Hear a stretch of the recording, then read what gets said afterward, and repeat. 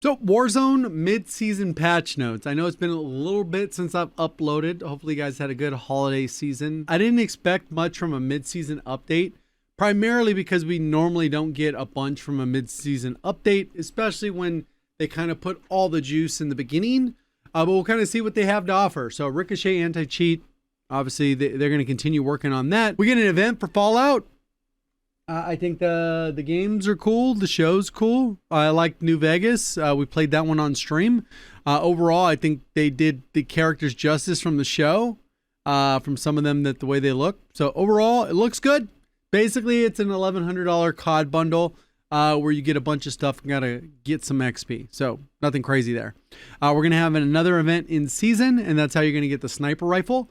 This event right here was part of the free section. You're going to get these two operators, plus you're going to get the Sturmwolf 45, which will be leveling up, unlocking out of the spreadsheet, that type of stuff as well.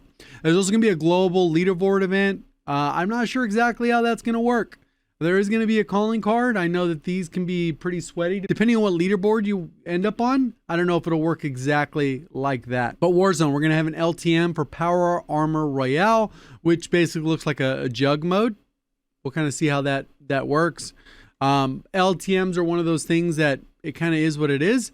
It doesn't look like this will be a weekend LTM. It'll be a normal LTM where they run it for a week or whatever the case is. So we'll kind of see maybe 2 weeks depending on, and then it'll have its own set of modes. Then there's the High Octane Battle Royale, and that's the limited time mode in season. We're going to have Quads Casual. Battle Royale, you get solos, duos, trios, quads, at least until rank comes back, and then trios might disappear again. We'll end up seeing on that. Resurgence is going to get them all with Haven's Hollow and Rebirth Island. And then the casual, you get quads back and forth. Then the Power Armor Royale, we have quads Verdansk. And then this obviously, we made a big deal about this, and then now they added this section here. It's still unfortunate that those other areas don't actually have solos, duos, trios, quads. They're kind of limited on what their options are. But at least this asset says, if you live in Europe or North America, you get this. Everywhere else, you're going to have a modified playlist because you don't have enough players in the game, which is kind of the bigger issue. Even when the player counts were pretty good, I would say they still had some of those things that were pretty restricted, but it's nowhere near as low as it is now for Oceania, the South America regions. Weekend, so I guess this is weekend LTMs are going to be different. So they're going to have these LTMs a little bit longer. So the High Octane one won't just be a limited time mode for the weekend. They're going to have the weekend ones, which is Make It Rain Resurgence, and the community voted favorite, which whoever decides to vote on that. We get 2 camos, and these are based off win streaks. They don't look particularly crazy, but the fact that they're going to be rare is sometimes what really matters. These are going to be super rare camos, and I would say, or venture to say, that the second camo is going to be one of the rarest in Call of Duty history, and because it's just going to be hard to obtain. So you need 25 consecutive Battle Royale wins, and then in Resurgence you need 50, and that's going to give you the Infernal Loop, which I don't think they show on here. We've been experimenting with the idea of win streak for some time. We believe it's important to support long-term mastery goals alongside more accessible progression systems. We recognize that these win streak rewards may feel a little out of reach for players, as they should, because I think there's going to be a two-side effect of this. I think what's going to end up happening is there's a lot of people that, like myself, I went into casual to do my camos. I'm not playing casual anymore. I don't really need to. But there's a lot of people that go in there and they play casuals. And if they really want to go for this type of reward, maybe that'll be pulled out of that playlist, and they'll be playing in the standard playlist to try and go for these things. So we'll see. We're excited to offer a meaningful challenge and exclusive recognition for those who put in the time, coordination, effort. And I know that there are some people that are like, oh, this is completely unattainable. No normal players are going to get this. There are going to be tons of normal players that get this without cheating. There are tons of talented players that are non-streamers, that don't play for money, that don't make content, that are amazing at the game, and they know life the game in ways that I never even thought was possible. It's like when I unlocked all the camos for all the modes, there's people that are like just sharing it like on Twitter. It's just a random tweet. They have no following, no uploads, no nothing. They just grind the game and they put in that amount of time. And it's like, whoa, dude, chill. You got all year. But it is what it is, right? Same thing with content. So equipment's been adjusted. We get a needle drone, increased flight time from 8 seconds to 16. Point turret, they increased the range of that. Slightly reduced target acquisition time. And then these are kind of annoying in multiplayer from doing that camo grind. Cold-blooded comes in clutch. Then we got a gas mask. Reduce gas resistance duration from 10 seconds down to 5. Interesting. So they got heavily nerfed, and they are back. I did skim through. The gas mask will be back. Kill streaks, we get Deadeye drone and remotely piloted. I don't like this streak at all. I think it's really scummy. But it says inflict 50 shot per shot. So that means you need to land 6 shots, but you can at least target people. So at least maybe you only can kill one person, because if it's 10 shots, 50 damage per shot. I don't know if you get a crit on the headshot, but I guess that's something to figure out. Counter UAVs, they get adjusted. They're a little bit stronger and then they cost less, but the radius is smaller for both modes. Or no, radius increased in Battle Royale, but then radius reduced in Resurgence. UAV, Resurgence only, the radius effect has been reduced from 304 to 177. So you're definitely going to have to pop 3 of those UAVs to get the full view of the map. But overall, you'll get a pretty decent radius. 177 is still decent, but 304 is like your whole mini-map. Loot adjusted. Removed UAVs from chest loot. Added Deadeye drone. Okay. Lootable perks. We get Bomb Squad, Mountaineer, Veteran, Irradiated. And those are going to be a contract rewards and legendary chests. So that's the gold ones. And then we're going to have the contract specific rewards. So Ghost, you get for doing a most wanted contract. That's guaranteed. It's still, I don't know if that one, they changed that. And then tracker scavenger only contracts. So those are worth definitely doing right off rip. So they removed the X9 Maverick, which is the burst rifle. And then they removed the RK9, which is the burst rifle. And then they replaced the XM325, which is the fast firing LMG, with the new Sokol 545, which is a great LMG. That's going to be an awesome floor loot. Because I think its default mag is 102. You can use that prestige attachment, which I didn't think was particularly good, but the math ends up working out right there for the number of shots. So ground loop, Peacekeeper is going to be replacing some attachments.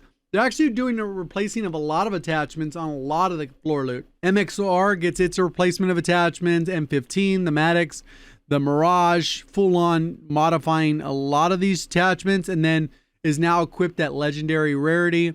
You're going to get a monolithic suppressor, so that's going to be, this is a very good gun. MK78, still pretty good.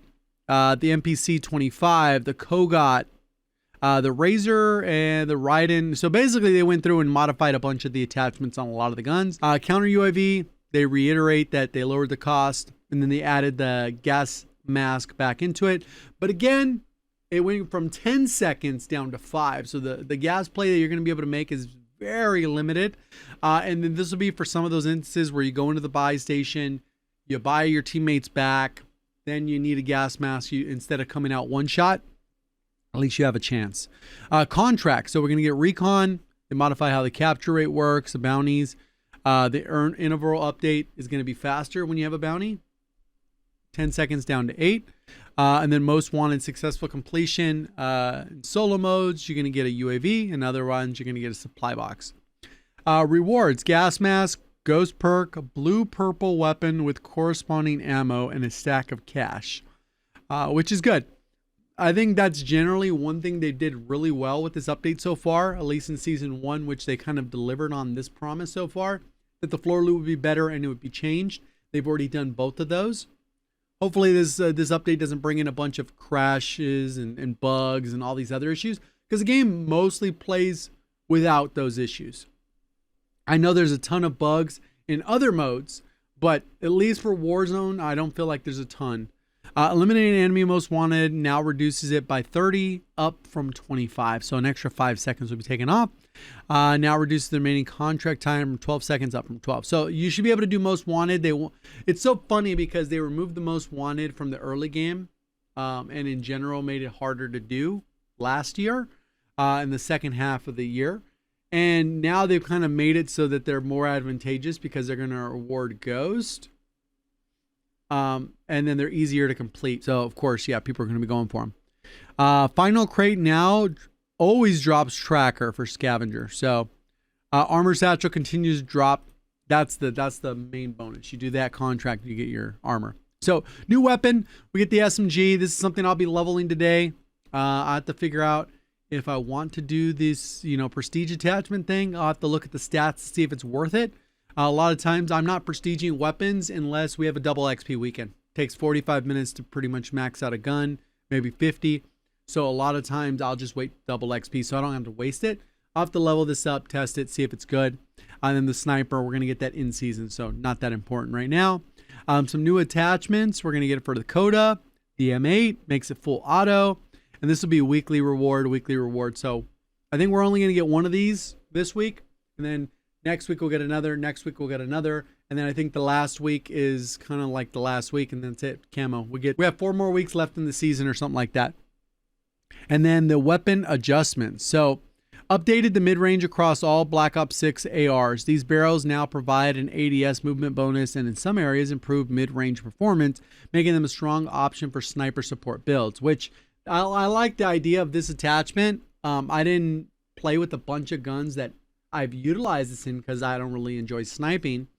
But I know that there are a ton of options where this is like, would have been perfect for the past 3 or 4 or 5 years that we've had Warzone, where the rifle could have an additional barrel that isn't the slowest, highest bullet velocity, lowest recoil one. And a lot of times we would skip the barrel entirely. At least now you have an option that can still make it better with the barrel. Looks like the AK is getting some changes there. They decreased the damage. I didn't really think it was particularly broken. Maybe if you got 2 headshots, too many headshots because of the 70, you could end up being pretty broken. DS20 getting some attachment changes there. So M15 gets a buff. It looks like in multiple ways.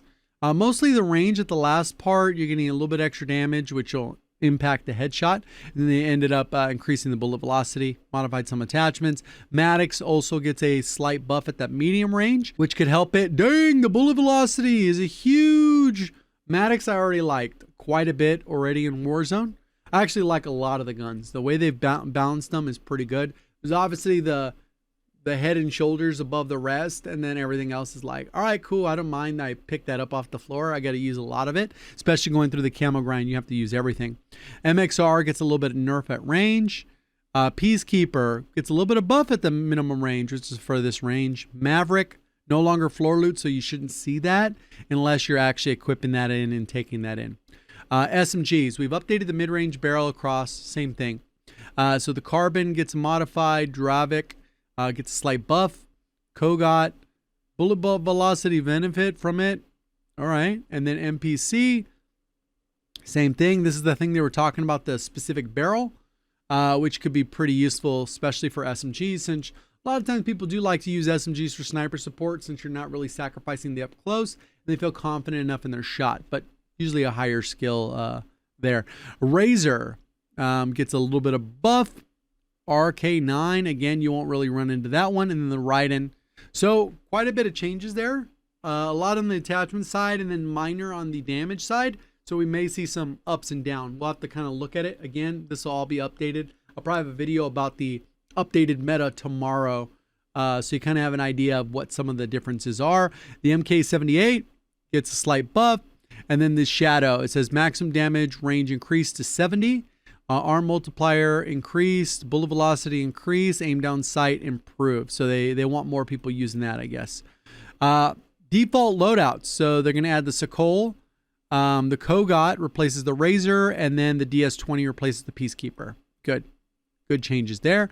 Gulag. Dravik replaces the Raiden, and then the Razor replaces the MPC 25. Not an insane amount of bug fixes. Like I said, I didn't feel like there was a ton of bugs that I ran into personally. And that's from going through my entire camo grind and then playing a little bit beyond that. So overall, kind of what I expected from a mid-season. I don't know how impactful they're delivering on the meta change portion of it. That's my only, like, not even a red flag. It's more of a yellow flag until we get in there and test. But this is kind of what I expected from a mid-season update. And they ended up delivering more on the floor loot than they're delivering on that. So they're holding that through. So we'll kind of see where it goes. So the spreadsheet should be updated later today. We'll see you on the next one. Thank you for watching. As always, have a great day.